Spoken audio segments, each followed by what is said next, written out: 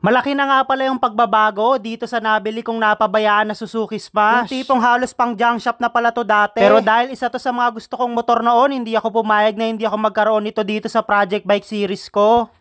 Part 5 na nga pala to ng pagbubuo ko dito kay Project Smash, yung nabili ko na napabayaan na Suzuki Smash. Kung mahilig ka rin sa motor kagaya ko, siguradong alam mo na legendary ang tawag nila rito. Dahil kahit 115cc lang kasi yung makina nito, sumasabay daw to sa mga 125 ngayon. Sa sobrang daming kailangan palitang pyesa nga lang dito, halos parang naging change all lahat. Pero siguradong magiging sulit din lahat ng gastos at pagod, lalo kapag nakita kong tumayo na to. Kaya ngayong araw nga pala, sisimulan ko na rin ikabit lahat ng pyesa nito para unti-unti ko na rin matapos. Kaya noong naikabit ko na nga pala yung display, hinugasan ko na rin agad. Medyo may grasa kasi to noong pinakabit ko yung gulong sa vulcanizingan. Kapag tumatagal kasi yung itim dito sa mags, lalo sa ganitong kulay, nagkakaroon ng stain, mahirap nang tanggalin. At dahil plano ko na nga pala ikabit yung mga gulong nito, uunahin ko nga pala ilagay yung front fender. Mahirap na kasing ilagay yan, lalo kapag nasalangan na ng gulong. Bukod nga pala dun sa front fender, meron din tong mudguard. Ito naman yung nagko-cover sa makina para hindi magputik, lalo kapag umuulan. Dahil sa online ko nga lang pala to in order, kaya inisa-isa ko na rin i-unbox para malaman ko kung meron bang piyesang may damage o kaya may basag. Buti na lang wala, kaya hindi ako madedelay. Tuloy-tuloy lang tayo sa pagkakabit ng mga kaha nito. Bali ganito nga pala yung ginawa ko sa pagkakabit niyan. Inuna ko nga pala tong fender B, saka ako ilalagay yung fender A. Meron kasing dalawang ngipin yan sa gilid. Yun kasi yung magiging clip niyan para mapagdikit mo silang dalawa. Kaya nung nailapat ko na nga palang maigi, tutornilyoan ko na nga pala to sa ilalim. Bali may isang lock lang yun dyan. Medyo nahirapan nga pala ako ikabit yung tornilyo. Medyo naiipit na kasi yung nag-iisa kong abs. Tapos meron din yan tornilyoan dito sa may taas. Ito naman yung nakakonekta dito sa fender A. At marami nga pala akong nare-receive na message. Nagtatanong sila kung nasa magkanong araw pala nagastos ko dito kay Project Smash. Sa ngayon kasi hindi ko pa talaga masabi kung magkano dahil may mga iilang pyesa pa akong binibili sa labas. Pero siguradong sa pinakahuling episode nito, lahat ng nagastos natin sasabihin ko para may idea rin kayo kung sakaling gusto nyo magbuo ng ganitong unit. Pero kung wala rin naman kayo malaki ang budget, pwede nyo rin naman kontrolin, lalo kung kayo lang din magbubuo. May mga tinatawag kasi tayong budget meal parts, tapos meron ding medyo mamahalin at meron din talagang sobrang mahal. Kaya doon na lang talaga magkakatalo kung ano yung piyesang gusto nyo ikabit tsaka kung magkano yung budget nyo. Pero mamaya na ulit ako magkukwento, balik muna tayo dito sa mga piyesang sinasalpak ko. Binilihan ko na nga pala ng front axle, yung white bolts para mas lalong gumanda tignan tsaka dagdag detalye na rin. At hindi nga pala ako maglalagay ng gearbox dahil hub and mail yung binili ko para mas malinis lalo tignan. Buti na lang medyo nakikisama yung mga piyesang nabili ko dahil halos lahat pasok din naman. Tapos tamang sipat lang ng gulong sa front fender, tinignan ko kung tuwid na tuwid, buti walang sabit. Kaya ito na nga pala yung time para higpitan ko na tong lock ng front axle. Tapos konting paikot ng gulong para makita natin kung ano yung itsura kapag tumatakbo. Binato na nga pala sa akin yung sunod na piyesang isasalpak natin. Bali diretso unboxing ulit ito. Dahil pang wave nga pala yung ginamit ko na mags, nagpalit nga rin pala ako ng bagong brake housing. Pang wave din kasi yung kailangan ko. Kaya tinanggal ko na nga pala yung brake shoe dito sa lumang brake housing. Ito kasi yung ilalagay ko dito sa bago. Pinuwersa ko na nga palang ibukayan para maipasok ko rito. Tapos yung lumang ehe nitong brake arm, tatanggalin ko rin pala. Kailangan ko kasi ilipat yan dito sa kabila. Dahil sa matagal na nga ito natambak, medyo nag-stack up na. Kaya ginamitan ko na nga pala ng lubricant yan para hindi na ako masyadong pumwersa. Kaya konting galaw-galaw lang, natanggal din agad yung ehe nitong brake arm. Kumuha na nga pala ako ng grasa, lalagyan ko kasi to para hindi maganit, lalo kapag nagpepreno na tayo. Kaya nung napahiran ko na lahat ng parte, saka ako nga pala sinalpak yan dito sa brake housing. Dahil tinanggal ko yung brake shoe kanina, tamang buka uli ako, pinuwersa ko lang din para maipasok ko dito sa loob. Saka ako nga pala tinespit yan dito sa mags, baka kasi iba yung sukat nito sa pang wave. Buti na lang saktong-sakto, parang sinukat lang, kaya wala tayong magiging problema rito. At ito na nga pala yung sabi sa hula, may nakalimutan na naman akong pyesa. Kaya lumabas muna ako para bumili nitong flange hub, pati na rin yung mga spacer, tsaka bearing. Dahil mags nga pala ng wave yung gagamitin ko, kaya puro pang wave din yung kailangan ko dito sa may likuran. Bale, una ko nga palang gagawin dito, bago ko ikabit yung bearing, gagrasahan ko muna tong loob ng flange hub. At pati nga pala tong bearing, kahit na may cover, nilagyan ko pa rin ng konting grasa. Sa pagkakabit nga pala nito, kung wala kayong pamalong kasing laki ng bearing, side by side muna yung gawin yung palo para hindi mapuwersa yung gitna. Hayaan nyo lang lumubog ng pakonti-konti, wag yung bibiglayin, lalo sa gitnang parte. Kaya nung naikabit ko na nga pala yung bearing sa loob, ito na may ilalagay ko, yung pinaka-collar na spacer sa loob ng flange hub. Kapag wala ka kasing kinabit na ganyan, lalo sa mga ganitong decambio, siguradong sisirain na ganyan yung mga bearing mo. At dahil pang wave na mags nga pala yung gagamitin natin, pati nga pala tong rubber damper, kailangan ko na magpalit, medyo maliit kasi sa Smash. Kaya isa-isa ko nga pala ikinabit para fit na fit pagka nilagay na natin tong mags. Medyo nagka-problema lang ako sa part na to dahil tong sprocket na gold na nabili ko, hindi nakasya dito sa bago kong flange hub. Buti na lang may extra sprocket pa ako, at least kahit papano may magagamit pa rin tayo. So ayun,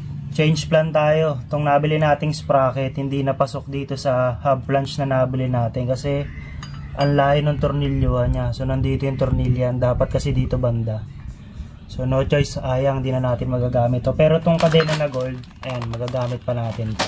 Ito talagang nakakapanghinayang, lalo kapag ka nagbubuo, may mga pyesa talagang hindi pasok sa gusto natin mangyari. Pero wala na tayong magagawa dyan, kaya tuloy lang ako sa mga pyesang pwede natin maikabit. Bali, bumili na nga rin pala ako ng mas maangas na spacer para dagdag detalye, pati itong rear axle, yayamanin na rin yung pinalit ko. Kaya nung naikabit ko na nga pala yung gulong, syempre, konting paikot lang. At dito nga pala sa puntong to, may kakabit na rin natin tong kadena na gold. Bali, pinwesto ko lang muna yan, dahil hindi ko pa nakakabit yung engine sprocket, ikakabit na kasi yung shock, hindi na mailalagay, lalo pag naikabit na to. Hindi ko na rin nga pala pinutulan yung kadena dahil nagplus to tayo na swing arm, siguradong saktong-sakto lang to. At white bolts na nga rin pala yung nilagay natin dito sa shock, iwas kalawang na rin. Syempre pinantay ko nga pala yan, kinabit ko na rin yung dito sa may kanan. Bago na nga rin pala yung set ng shock na kinakabit natin ngayon, itong kulay black. Literal na change oil talaga nangyari rito, ayoko kasi tipirin talaga, gusto kong pumogi kasi to. Halos parang batalya makina, tsaka gas tank lang yung natira rito, pero lahat talagang pinalitan ko. Kaya nung literal na naitayo na natin to si Project Smash, ito na yung time para mailagay na uli natin yung makina.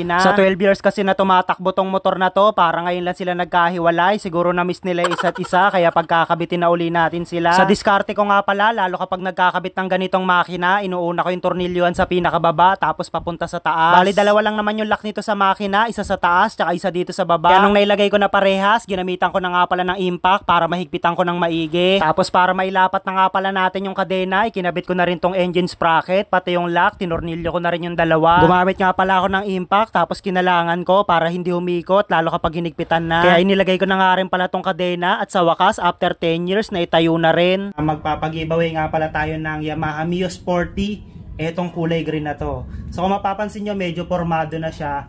Tapos may mga gagawin pa tayo dito para mas lalo siyang maging pogi. Yung panggilid niya, babaguhin natin lahat yan. Gagawin nating brand new. Pero bago kayo manalo or magkaroon nitong Mio Sporty, meron lang akong isang requirements. So kailangan naka-register kayo dito sa game app. Nandyan sa comment section yung link. Ito nga pala yung sinasabi ko sa inyong game kanina. So kailangan nyo nga pala itong i-download, register, and mag-play kayo para mapasama kayo sa mga pwedeng mapiling magkaroon ng Yamaha Mio Sporty. So pag na-download nyo na yung link, ito yung pinaka-itsura ng game. Click nyo lang yung register kung bago kayo rito. Lagay nyo ng cellphone number, password, tsaka verification, and then i-confirm nyo pag okay na. So ito na yung pinaka-itsura nitong game. Yung pinaka-homepage niya. Makikita nyo napakaraming games dito. And so ito, pinakalibangan lang to. May barya kayo sa GCash, pwede nyo ilaro yan.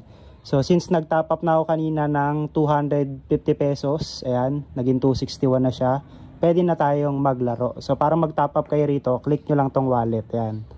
Lalabas dyan GCash, ayan. Pag 100, 200, 500, 1,000, depende sa inyo yan. So pili lang kayo ng game dyan, ayan. So ayan, taya tayo ngayon ng 50 pesos sa Tiger. Ayan, taya natin Tiger. Basic lang naman manalo rito, hula-hulaan mo lang. Yun nga lang talaga, swertihan lang.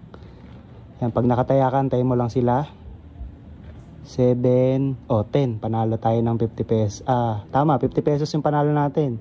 So kapag nanalo kayo, syempre yung pinakamaganda dyan, mag-exit na kayo para sure money na. Ayan, pumasok na agad yung pera. So ganun lang kadali rito maglaro. So inuulitin ko ha, para magkaroon kayo ng chance manalo ng Mio Sporty sa August 30, pipili na ako niyan, iisa-isahin ko. Syempre kung sino yung pinaka-deserve at walang kakayahan bumili ng motor, yun yung bibigyan natin. Tsaka syempre dapat naka-register kayo dito, tapos mag-top up kayo, and then maglaro kayo, tapos i-screenshot nyo yung katunayan na nakapag-download na kayo, tapos i-message nyo ako kung bakit kayo.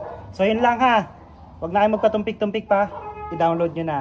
Alright, eto nga, literal na naitayo na nga pala natin si Project Smash. And kagaya ng nakikita nyo, ay nga pala naisalpak na natin tong dalawang rear shock nya. Tapos itong sprocket and then tong kadena, ayan, naisalpak na natin. Medyo nagkaroon lang tayo ng konting problema dito sa rear sprocket kasi yung nabili natin na gold, sayang hindi siya pasok sa tornilyohan nitong flange hub pang wave 100 or 125 kasi itong nabili natin. Yung dati kasi pang smash kaya hindi kumasya. Pero yung engine sprocket na ilagay naman natin. Tapos dito sa harapan, nailagay na nga pala natin tong disc plate, pati itong front shock, may tornilyo na natin yan. Okay na yung fittings niyan, bali ang ilalagay na lang natin dito sa susunod na video, baka yung caliper na lang, pati yung brake hose. Tapos itong compartment box yan, pinatong ko na lang din, chinek ko lang kung kakasya. So ayan, pansamantala dito muna nagtatapos yung video natin kasi may nakalimutan akong gawin. Ayan, hindi ko nga pala napinturahan tong gas tank kasi pipinturahan ko to, medyo may kalawang na kasi to eh. Ayan, dito sa part na to. Lalagay kasi natin dito para ma-fix na natin dyan. Pero sa susunod na video, pipinturahan ko na to para mailagay na natin yan. Tapos yung mga wirings, yung kaha, mailalagay na rin natin. Kaya sa mga nag-aantay at nag-aabang ng magiging final result nito ni Project Esmas, kita-kits tayo sa susunod na video. Yun lang, ride safe, alright?